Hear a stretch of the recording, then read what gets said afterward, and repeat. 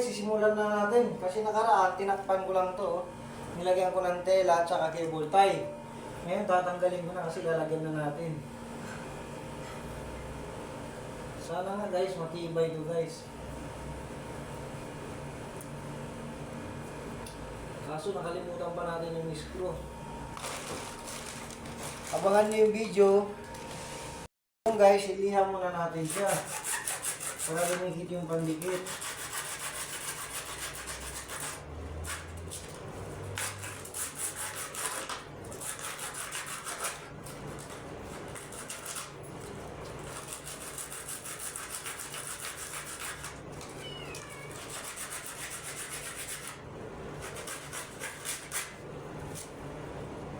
May tubig pa na tumutulog guys, patuyuin muna natin lahat. Kasi nga guys, ipapasok natin yan dito, kailangan tuyo yun. Yung dito guys, kailangan lihain mo rin ito sa loob nito para magaspang. Konting liha lang yung loob para yung ano dumikit, para magkalaman yung pandikit sa loob. Yun. Antayin natin tumuyo ito, napunasan ko na pero antayin natin matuyo. Mga 5 minutes para matibay yung dikit.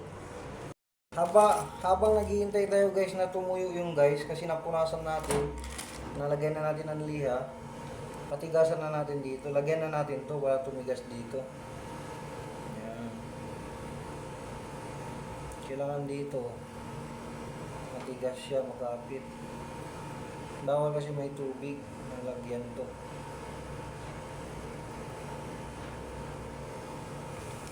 Tapos dito naman ganun din.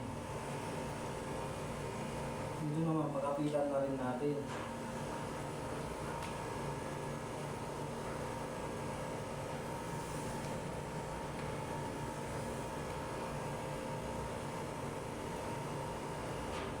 Kaya pag nilagay, kapit na kapit siya.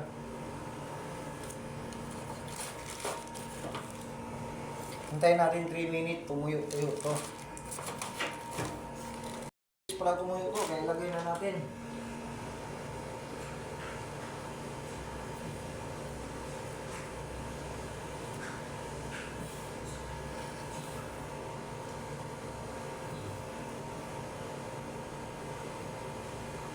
Yan guys, tuyo na siya guys.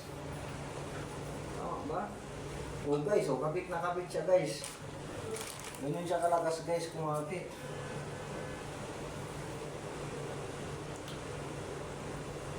Ganun siya kalakas kumapit guys, parang kabit. Kapit na kapit. Kapit na kapit guys, oh, parang mga kabit. Parang kabit, kapit na kapit. Ang ganda guys, oh. Ang ganda na rin ang pandikit niya guys, may ano na rin foam. Antayin natin ng 5 minutes, saka natin isalpak yung gripo.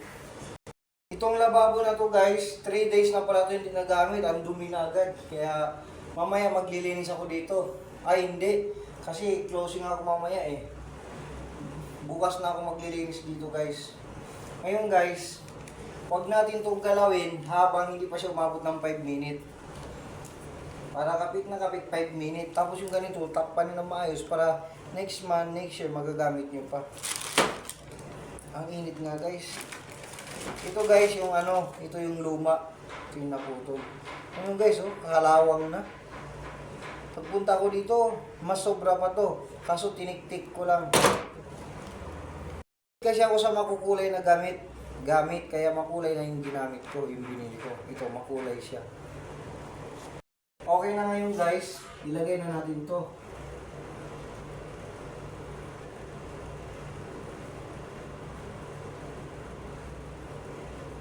Dahan-dahan lang guys. Mas maganda ngayon yung lababo ko kaysa noon.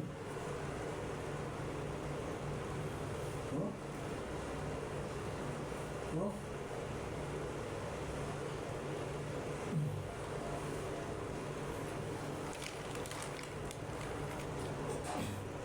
Kaso guys, itong puti parang hindi matibay eh. Parang nababaklas. Sana naman matibay ito.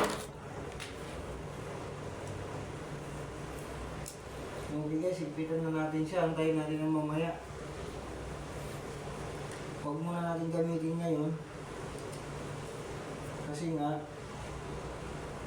baka hindi pa masyado tuyo.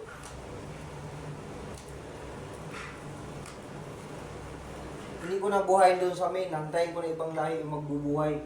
Para dito sa akin, madikit talaga siya na mabigas. Okay guys, pahinga na tayo.